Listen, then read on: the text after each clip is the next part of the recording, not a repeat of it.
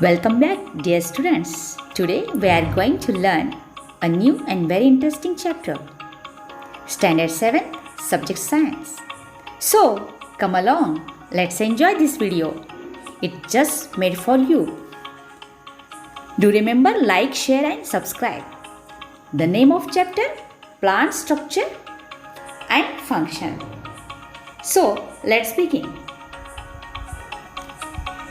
Here are some questions based on your previous knowledge. What helps us to identify the plants around us? So simple. The parts like roots, leaves, flowers, stem, etc. are helpful to identify the plants. By looking at the plant, we can easily identify what kind of plant it is. So, in this session, let's get to know each part of plant in detail.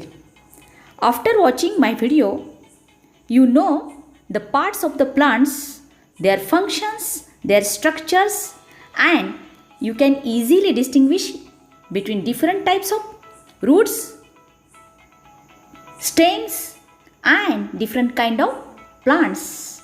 So, listen and watch carefully and simultaneously note down important points in your notebook too. So, first, let's learn more about roots. For this, let's try an activity. Take a bowl or conical flask. Place some gram or fenugreek seeds. Sprinkle some water on it and keep a lid over it. Sprinkle water time to time. After 2 or 3 days, you noticed that thread-like structures coming out of the seed. 2 parts coming out through seed. What are these? The parts that grow inside the seed towards the soil is called radicle, and the part that grows above the soil is called plumule. Okay, dear students, roots from the part radicle grows into ground or into the soil. The root is thick near the ground and gradually tapering to a pointed end. These parts of the plant growing below soil for support called as root. So, observe the figure carefully. Roots of some plants produce secondary roots that grows obliquely and spread wide in soil. Do you guess which type of root it is? Yes, it is a taproot.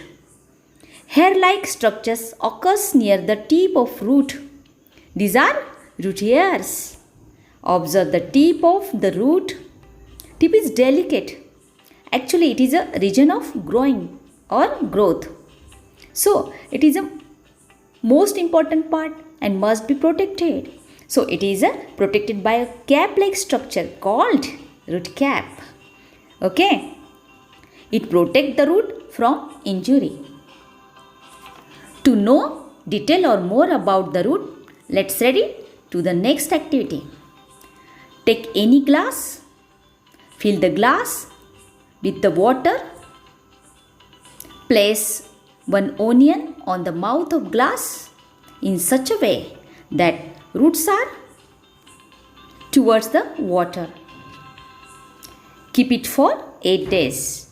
Observe the roots daily, their growth daily.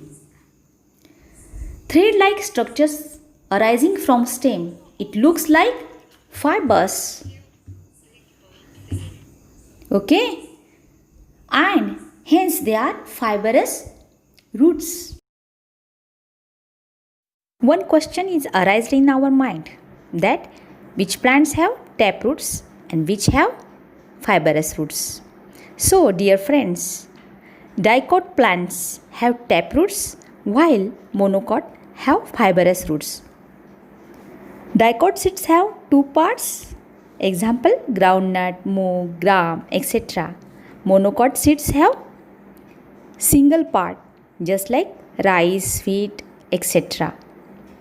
To study which plants have fibrous and taproots, for that, do one activity. Take different types of seeds from your kitchen, that mustard, wheat, gram, groundnut, jowar, etc.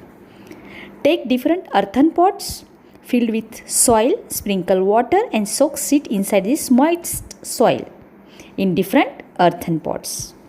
Cultivate plants for 8 days. Water it regularly. Keep it in sunshine or in sunlight. Let them grow after 20 days. Uproot them carefully.